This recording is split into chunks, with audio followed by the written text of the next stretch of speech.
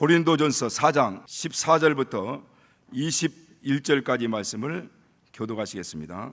내가 너희를 부끄럽게 하려고 이것을 쓰는 것이 아니라 오직 너희를 내 사랑하는 자녀같이 권하려 하는 것이라. 그리스도 안에서 일만 스승이 있으되 아비는 많지 아니하니 그리스도 예수 안에서 복음으로써 내가 너희를 낳았음이라. 그러므로 내가 너희에게 권하노니 너희는 나를 본받는 자 되라. 이를 인하여 내가 주 안에서 내 사랑하고 신실한 아들 디모데를 너희에게 보내노니 저가 너희로 하여금 그리스도 예수 안에서 나의 행사 곧 내가 각 교회에서 가르치는 것을 생각나게 하리라.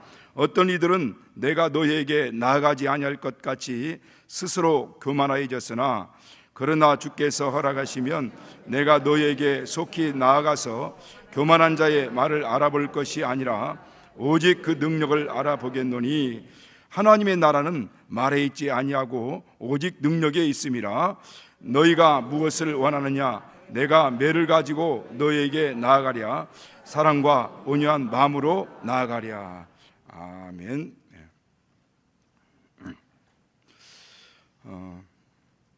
오늘 이 본문의 내용을 간략하게 배경을 말씀드린다면, 이 당시 바울은 에베소 교회에서 이제 사역을 하고 있었습니다. 그런데 이 고린도 교회에 있던 글로에라는 그 집 사람들이 바울에게 와가지고 이 고린도 교회의 어떤 심각한 문제들이 지금 일어나고 있다라는 얘기를 전달받습니다. 그 후에 이 고린도 교회의 대표자들 되는 세 사람이 왔는데 스데바나, 부드나도, 아가이고가 와서 구체적으로 이 고린도 교회의 문제가 무엇인지를 이렇게 이야기를 해줍니다.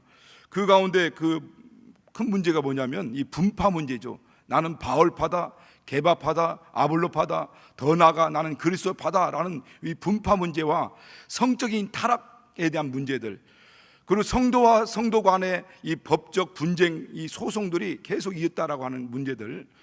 그런가 하면 아디아포라라고 하죠. 우상의 제물을 먹는 사람들이 있는데 과연 먹어야 되느냐 안 먹어야 되느냐라고 하는 이 문제에 대한 것들, 그 다음에 성만찬에 대한 문제들, 은사 우월주의, 특별히 고린도전서에는 은사에 대해서 많이 나오고 있는데 이 은사 우월주의가 아주 팽배해져 가지고 막 너가 잘났다 하는 이런 식의 이야기들이 많이 있고, 그런 분쟁 다툼이 많이 일어나고 있다는 겁니다. 결론적으로 말씀드리면 바울은 고린도전서 13장에서도 이제 구체적으로 제시하고 있는 것처럼 이 모든 문제의 답이 바로 이 사랑이다라고 이야기를 합니다. 이 문제는 복잡하고 여러 가지 다양한 문제가 있지만은 근본적으로는 이 사랑, 하나님의 말씀, 또 하나님의 그 사랑, 예수의 그 사랑을 우리 삶으로 실천해는, 그렇게 살아내는 그 능력이 있느냐는 거죠. 그 능력이 있어야 된다라는 것을 말씀합니다. 그래서 더불어 우리가 유창하게 말을 잘하고 번드러하게 그 말을 한다 할지라도 그 말에 능력이 있는 것이 아니라 실제적으로 삶으로, 우리의 삶으로 말씀을 살아내고 그렇게 실천하고 그렇게 살아가는 그 능력이 있느냐. 그래서 오늘 20절에 보면은 하나님의 19절을 보면 그렇게 말씀하지 않습니까? 내가 너희가 가서 말을 알아볼 것이 아니라, 네가 말을 얼마나 잘하는지, 은사가 얼마나 나타나는지 알아볼 것이 아니라 오직 그 능력을 알아보겠는데, 그 하나님의 나라는 말에 있지 않고 능력에 있다 라는 것을 말씀하고 있는 겁니다. 예수께서 이 땅에 오셔서 만약에 그분은 말씀으로 만물을 창조하지 않았습니까? 그런데 그분 말씀만 하시고 아무것도 하지 않으셨다라고 한다면 오늘날 우리의 믿음은 아무 능력이 없는 겁니다. 그분이 우리를 위해서 피 흘리시고 또 채찍 맞으시고 징계 받으시고 또 저주 받으신 바 되고 가난하게 되신 바 되어서, 그래서 우리의 모든 저주와 질병과 가난과 죄악을 담당하셨고, 그리고 그 대가를 치러 주셨기 때문에 그 몸으로 스스로 이렇게 실천하고 살아내셨기 때문에 오늘 우리는 그 공로를 믿음으로 받아들인 거거든요. 예수님의 그 공로를 우리가 믿고, 그러므로 인하여서 죄 용서받고 치료도 받고 부요도 얻고 또 평안도 누리는 것입니다. 그의 공로를 통해서 우리가 평안을 누리고 또 그와 같은 능력을 우리가 체험하는 거 아닙니까? 그래서 하나님의 나라는 말에 있는 게 아니다. 바로 능력이 있는 것이다. 이 능력이라는 것이 어떤 엄청난 막 이적을 나타내고 뭔가 큰 어떤 역사를 나타내는 것이 보다는 우리의 말씀에 따라 그 삶으로, 예수께서도 아버지 말씀을 따라 그렇게 삶으로 실천하고 그렇게 마지막까지 내가 다 이루었다 말씀하셨듯이 그렇게 살아내는 것이 더 중요하다. 만약에 초대교회 성도들이 그냥 말만 번지르한 그런 신앙생활을 했다고 한다면 여러분 어떻게 오늘날 이 기독교가 이와 같은 역사가 나타났겠습니까? 우리 사도행전 2장 47절에도 보면 이 초대교회 성도들은 모든 백성들에게 칭찬을 받았다고 그랬어요. 칭찬을 받고 그러므로 믿는 자의 수가 더 날마다 늘어갔다라고 말씀하고 있지 않습니까? 그렇게 모든 사람 앞에서 칭찬받고 인정받을 만큼, 그래서 그의 삶이 그들에게 나타나서 믿는 자의 수가 더해가고, 그래서 하나님의 나라가 온 세상에 아주 충만하고 편만하게 그 같은 영향력을 미치게 된 겁니다. 오늘 이와 같은 하나님의 역사가 그냥 말로만 이루어지는 것이 아니라는 겁니다. 그래서 바울은 오늘 이 고린도 교회에게 말씀하는 것도 하나님의 나라는 이 말에 있는 게 아니다. 그 말을 삶으로 실천하고 행동하고 그렇게 살아내는 것이 진짜 능력이다. 그래서 그렇지 못하고 막 은사도 나타나고 여러 가지 많은 막 능력도 있다 하지만은 그렇게 살지 못하는 부분, 그때 삶으로 실천하지 못하는 그 부실한 신앙생활에 대한, 신앙에 대해서 어떤 충고하는 말씀을 오늘 이제 말씀하는 거죠. 그래서 내가 너에게 나아가되 매를 가지고 나갈 거냐, 내가 이 사랑과 온유한 마음으로 나아갈 것이냐라고 말씀하는 거죠. 오늘 이 성경에는 하나님의 나라에 대해서 이렇게 말씀하고 있는데, 하나님의 나라는 말에 있지 않고 능력이 있다라고 하는데, 이 하나님의 나라가 무엇입니까? 하나님의 나라. 예수께서는 누가복음 13장에도 보면 18절 이후에 보면 내가 하나님의 나라를 무엇에 비할까? 과연 하나님의 나라가 무엇과 같은가? 라고 이렇게 말씀합니다. 야, 하나님의 나라가 과연 무엇과 같고 과연 이 하나님의 나라가 무엇과 비교하여 설명할 수 있을까라고 하시면서 몇 가지 예를 들면서 이제 말씀하지 않습니까?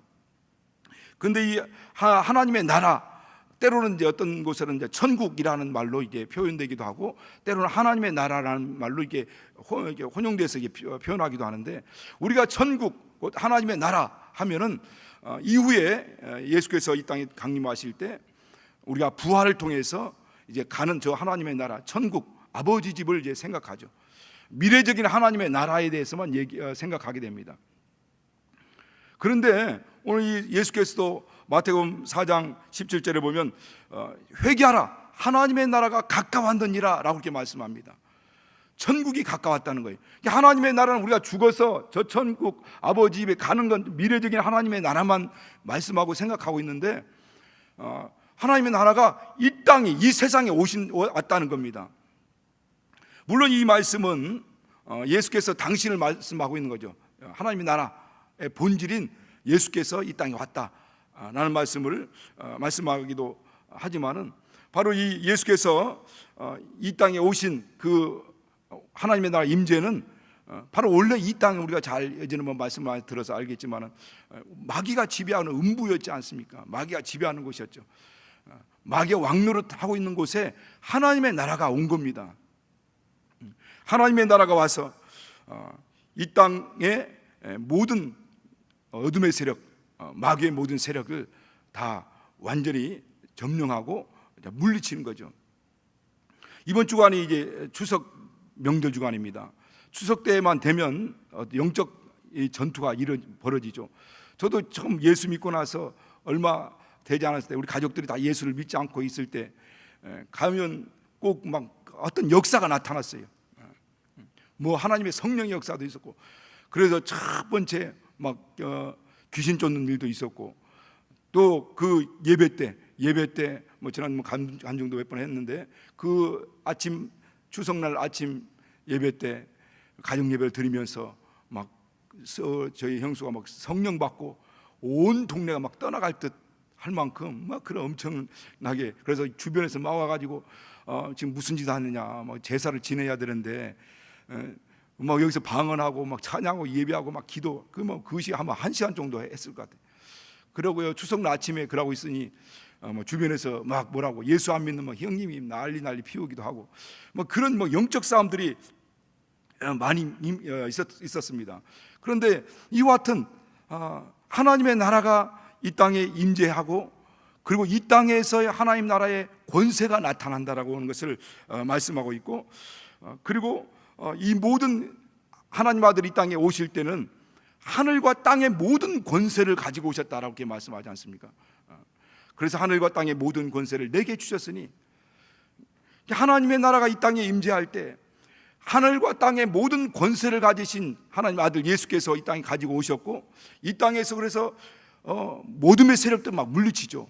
뭐 귀신도 내쫓고 그 어둠 마귀에 눌렸던 자를 자유케 하고 포로된 자를 자유케 하는 막 일들이 일어나게 됩니다. 그 같은 능력들이 나타나고 막 영광이 나타나기도 합니다. 그런가 하면은 예수께서 이제 죽으시고 승천하신 다음에는 성령이 오셨습니다. 성령이 오셔서, 성령께서 오셨는데 성령이 우리 가운데 오셨죠. 예수 그리스도를 구주로 영접한 하나님의 자녀들 가운데, 그들 가운데 오셔서, 그들 가운데 오셨는데 바로 하나님의 모든 권세를 가지고 우리 가운데 오셔서 이제 하나님의 나라가 우리 안에 임한 거죠. 그래서 성경에도 누가복음 17장 20절 21절을 보면 바리새인들이 그렇게 말합니다. 하나님의 나라가 언제 임합니까? 라고 하니까 예수께서 뭐라고 말씀하냐면, 하나님의 나라는 볼 수 있게 임하는 것이 아니라 또 여기 있다고도 저기 있다고도 못하리니 하나님의 나라는 너희 안에 있느니라, 이렇게 말씀합니다. 물론 너희 안에 있다라는 말이 예수께서 너희 중에 있다라는 그런 의미도 있지만은, 그러나 성령으로 말미암아 우리 가운데 하나님의 나라가 임한다는 겁니다.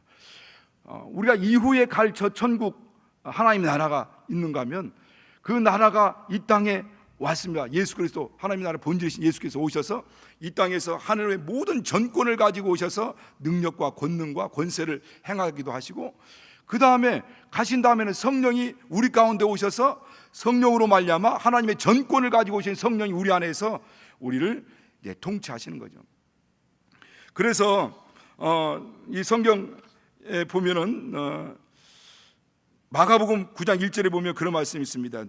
또 그들에게 이르시되 내가 진실로 너희에게 이르노니 여기 있는 사람 중에 죽기 전에 하나님 나라가 권능으로 임하는 것을 볼 자들도 있느니라 라고 이렇게 마가복음 9장 1절에 말씀하는데, 이 말씀의 평행 구절이라고 하는 마태복음 16장 28절에 보면 내가 진실로 너희에게 이르노니 여기 있는 사람 중에 죽기 전에 인자가 그 왕권을 가지고 오는 것을 볼 자들도 있느니라 라고 말씀합니다. 똑같은 말씀인데 마가복음에서는 하나님의 나라가 권능으로 임하는 것을 볼 자들도 있느니라 라고 말씀하시다가, 마태복음 16장 28절에는 그 하나님의 나라가 권능으로 임한다, 그 말을 인자가 왕권을 가지고 오는 것을 볼 자들도 있느니라 라고 말씀하시느니, 이후에는 바로 이것은 바로 성령이 우리 가운데 임재하신 것을 말씀하고 있는 겁니다. 그러니까 하나님의 나라가 권능으로 임한다는 말은 예수 인자가 왕권을 가지고 임했다는 말이고, 성령이 우리 안에 임하셨다는 것은 바로 그 왕권을 가지신 하나님 삼위일체 되신 성령께서 우리 안에 오셔서 우리 안에 오셨고 임재하셨다는 것을 말씀하는 겁니다. 그러니까 하늘나라의 그 권세, 권능, 능력이 이 땅에 인자를 통해 왕권을 가지고 오셨고, 그 왕권을 가지고 오신 인자의 권능, 권세가 성령을 통해서 우리 가운데 오셔서 우리가 이제 하나님의 나라가 되었고, 그리고 이제부터는 하나님의 통치가 이루어지기 시작하는 겁니다. 오늘날 그 하나님의 나라가 이 땅에 임하셔서 그와 같은 능력을 통해서 그 말씀이 이루어지는 현장을 통해서 엄청난 역사들이 나타나고 이적들이 나타난 거죠. 여러분, 요즘 지금 막 태풍이 몰려온다 오지 않습니까? 태풍 가운데 흰남노라고 하죠. 흰남노 이게 어떤 말인가 했더니 라오스 말이더라고요. 라오스 말인데 이게 뭐 새싹이라는 뜻이 있다고 합니다. 그래서 태풍 이름을 오히려 이렇게 부드럽게 짓는다고 합니다. 이 아시아 주변 태평양 지역에서 태풍이 일어나기 때문에 이제 아시아 주변에 있는 그 태평양 지역에 있는 나라들이 각각 그 해마다 이제 태풍의 이름을 붙이는데, 이번 흰남노라는 이 태풍이 강도가 얼마나 센지 이전에 우리가 2003년도 매미 태풍이 있었지 않았습니까? 매미. 그때 얼마나 이 태풍의 강도가 셌는지 부산항에 이 컨테이너 크레인 그 800톤 정도 된다고 합니다. 엄청난 이 컨테이너들을 이렇게 들어가지고 배에 싣고 하는 이 컨테이너 크레인 11개가 철사 구겨지듯이 쫙 구겨지고 다 이렇게 무너 있습니다. 그 부드러운 바람이 얼마나 이 강력한 영향력을 미치는지. 근데 지금 흰남노라는 이 태풍이 그때 그 태풍과 같은 급의 태풍이라고 합니다. 물론 이제 변수가 생기죠. 그가 육지에 다다르게 되면 또 어떤 그런 약화되는 부분도 있고, 또 세력이 여러 가지 막 부딪히면서 약화되기도 합니다. 그런데 때로는 또 그 구름과 구름을 막 이렇게 막 이게 태풍이 막 돌면서 흡수해 가지고 더 강력한 태풍으로 변하게 되는 거죠. 그 영향, 얼마나 그 눈을 중심으로 해서 그 태풍이 얼마나 큰지요. 온 지역을 다 덮게 되죠. 우리나라 같은 것은 아무것도 아니지 않습니까? 그만큼 영향력이 강력합니다. 여러분, 하나님께서 만들어 놓은, 물론 이렇게 일부러 그렇게 뭔가 악하게 만들려고 하는 게 아니지만 바람이라는 게 존재하지 않습니까? 그런데 그것이 세력을 형성하게 되면 이 강력한 바람을 만들어내고, 그 부드럽고 연약할 것 같은 그 바람이 정말 이와 같이 아주 강한 쇠를 다 이렇게 구겨놓게 되고, 이번 그 태풍은 돌도 날린다고 하더라고요. 나중에 우리나라에 도착했을 때 9월 6일 날 정도 이 부산 쪽에 도착한다고 하는데, 더 빠를 수도 있고 늦을 수도 있겠죠. 그런데 이와 같이 강력하다는 겁니다. 여러분, 우리 기독교회가 처음 시작할 때는 미약했습니다. 아주 미미했죠. 나사렛 예수, 보잘것없는 예수, 나다나엘이 고백했던 것처럼, 아니 나사렛에서 무슨 선한 것이 날 수 있겠느냐 했던, 아무도 주목해 주지 않았던, 아무도 인정해 주지 않았던 그 나사렛 예수, 그로부터 시작된 기독교회가 강력한 이 태풍처럼 온 세계를 뒤집을 수 있었던 것은 그만한 헌신과 희생이 있었기 때문이죠.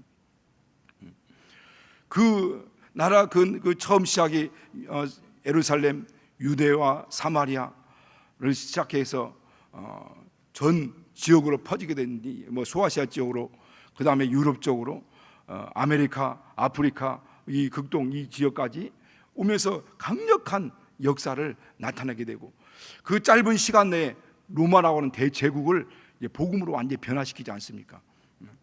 강력한 능력을 나타내죠.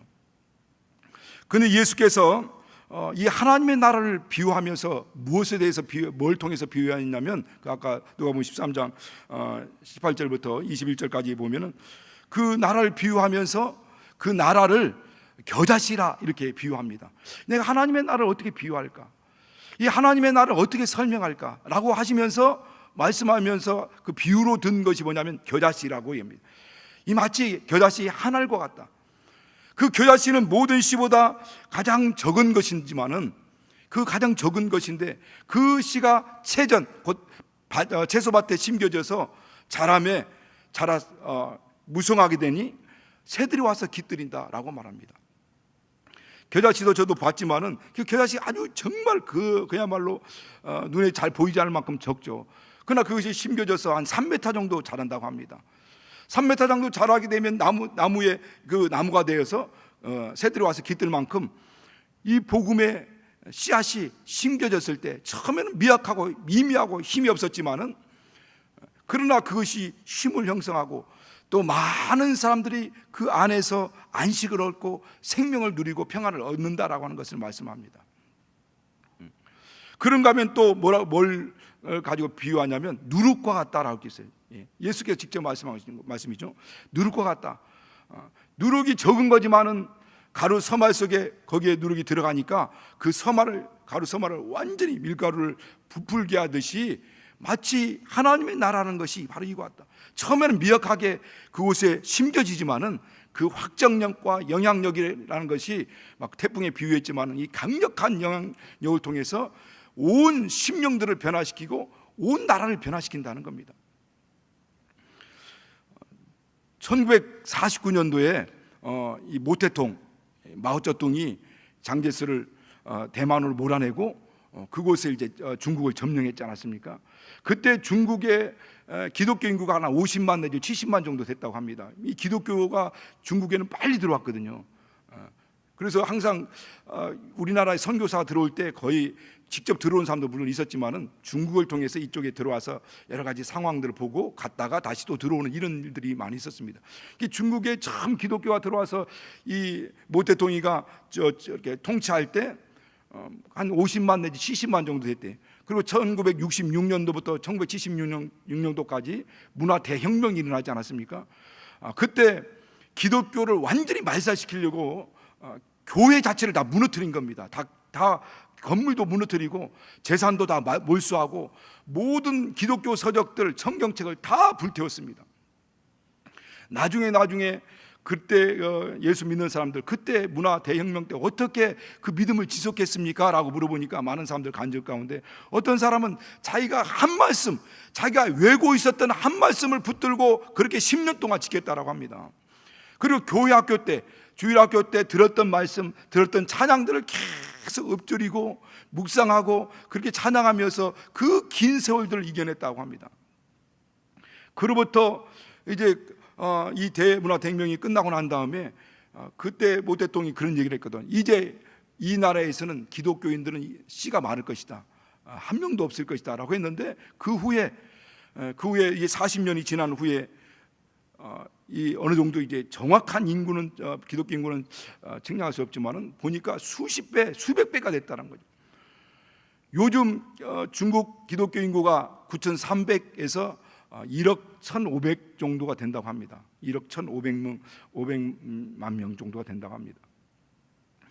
그런데 언제 강력한 이런 역사가 나타나냐면 이 문화 대혁명 때 이 소그룹을 통해서, 가정교회를 통해서 더 강력하게 나타났다는 거예요. 그러니까 그들은 완전 기독교 씨를 말리려고 했지만은, 그리고 모든 정책적으로나 환경적으로나 모든 상황적으로 모든 것을 다 최악의 환경을 만들었지만은 그 속에서 이 씨가 뿌려져 가지고 하나님 밀처럼 씨앗이 뿌려져 가지고 강력한 힘을 통해서 오히려 그 강력한 핍박이 있을 그때에 하나님께서는 그곳에서 더 강력한 부흥운동이 일어났다고 합니다. 그러니까 우리가 기독교회는요, 이 환경, 상황 탓할 수 있는 게 아니에요. 오히려 그런 절박한 환경과 상황 가운데서 하나님의 더 강력한 역사가 나타나고 더 강력한 이적들이 나타났다고 합니다.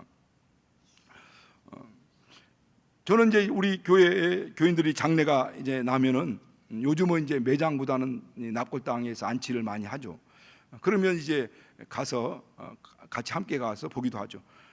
가서 이제 납골당 안치된 그런 것들을 보게 되면 그 안에 뭐 내용들이 있습니다. 편지글들이 있기도 하고, 또 어느 곳에 가면은 좌우에 그런 편지만을 써놓은 그런 장소들이 있습니다. 이제 그런 데 가면 이렇게 한번 이게 살짝 둘러보면서 이렇게 상황들 보죠.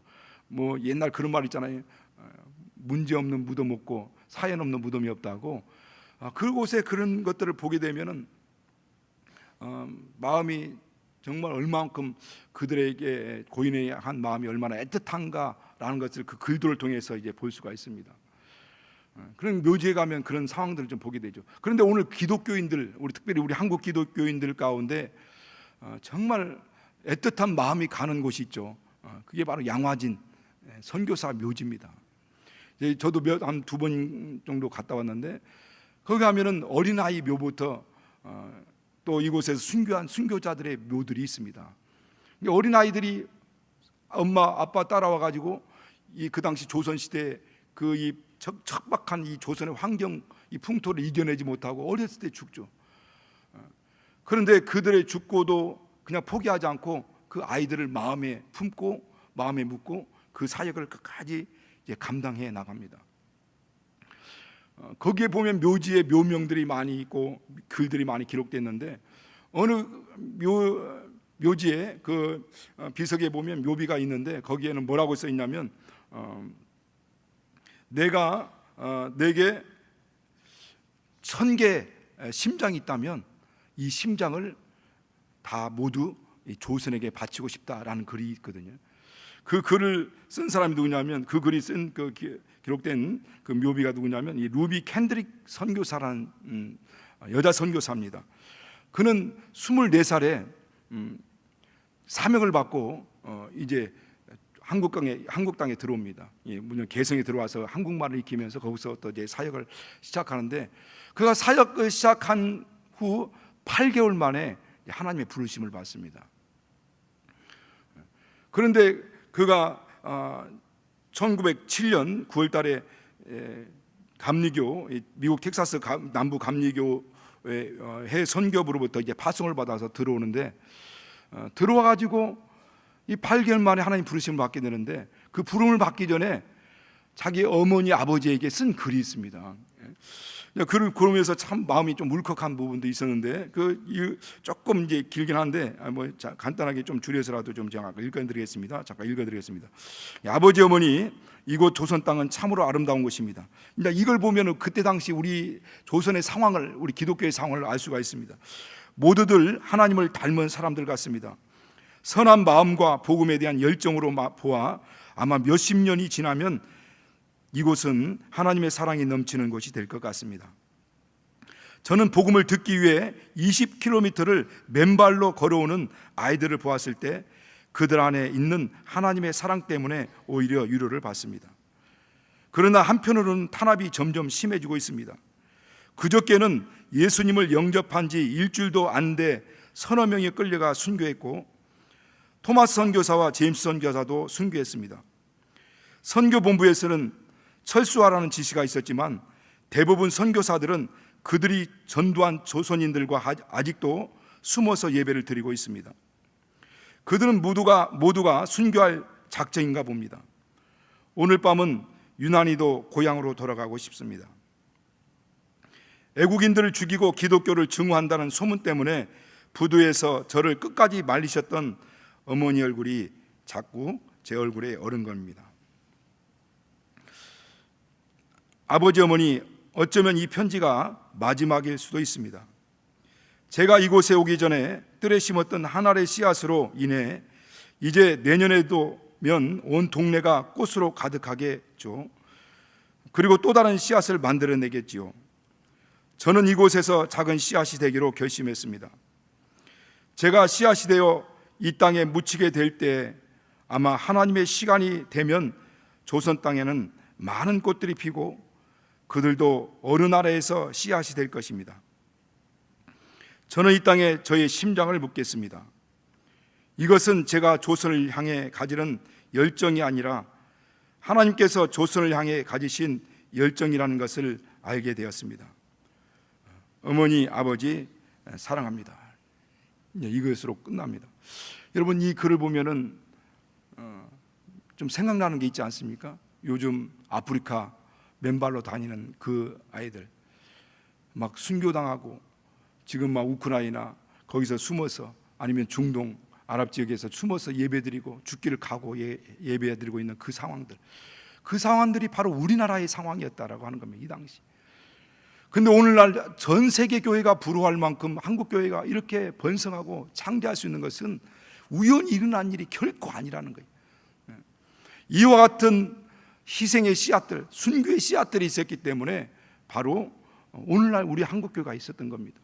그런데 이 8개월 만에 순교 이렇게 하나님 부르심 받은 이 캐드릭 선교사의 죽음이 당시 텍사스 주에서 청년들이 모여서 그 컨퍼런스를 가졌는데 그 컨퍼런스를 갖고 있던 그 현장에 이 죽음이 이렇게 알려졌고 또 이 캔드릭 선교사가 이 생전에 살아 있을 때 내가 죽으면 이 말을 좀 전해달라고 하면서 바로 그 청년들에게 전해달라고 하면서 그 청년들 가운데서 10명이든 20명이든 50명이든 이 조선으로 좀 와달라고 하는 이 부탁을 했다고 합니다. 그 말이 그곳에 전달돼 가지고 그곳에 있는 사람들이 막 그 심령이 뜨거워지고 선교사로 결단하고, 그리고 그 가운데 20명이 이 불모지와 같은, 선교의 불모지와 같은 이 조선 땅에 선교사로 왔다고 합니다.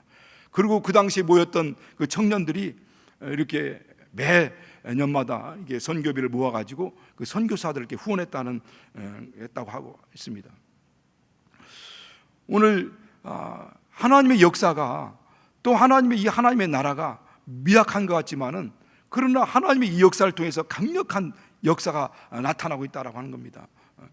그래서 하나님의 나라라는 말이 직접 하나님의 나라로 오신 예수 그리스도를 말씀하기도 하지만은, 그 나라 자체가 이 통치력을 얘기하는 것이거든요. 그 통치력이 미치는 영역을 얘기하는 겁니다.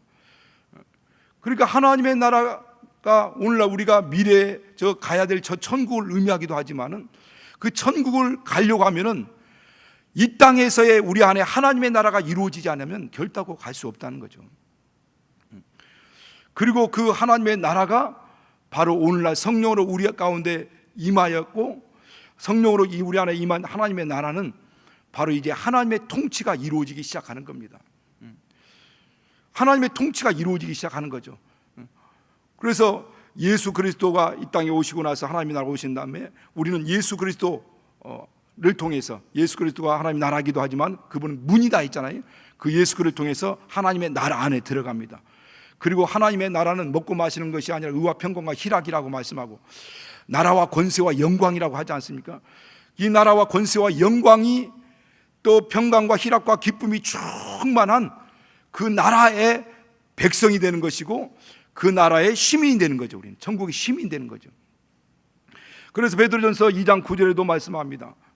우리는 택한 족속이요, 또 그 나라의 백성이요, 또 그 나라의 백성이기도 하지만은 또 뭐라고 말씀합니까?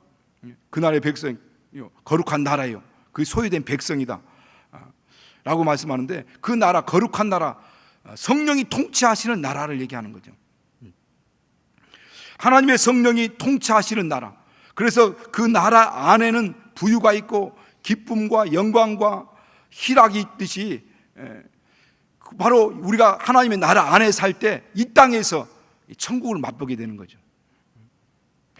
그리고 그 천국을 맛보게 되면서 그 안에 시민으로, 백성으로 살지만은, 또 하나님의 나라가 내 안에 들어오면 내 안에서 하나님의 전권을 가지고 오신 성령께서 우리를 통치하시고 다스리심으로 말미암아 우리 안에서 이와 같은 권능이 나타나고, 그 영향력, 하나님 나라의 영향력이 막 펼쳐지기 시작하는 겁니다.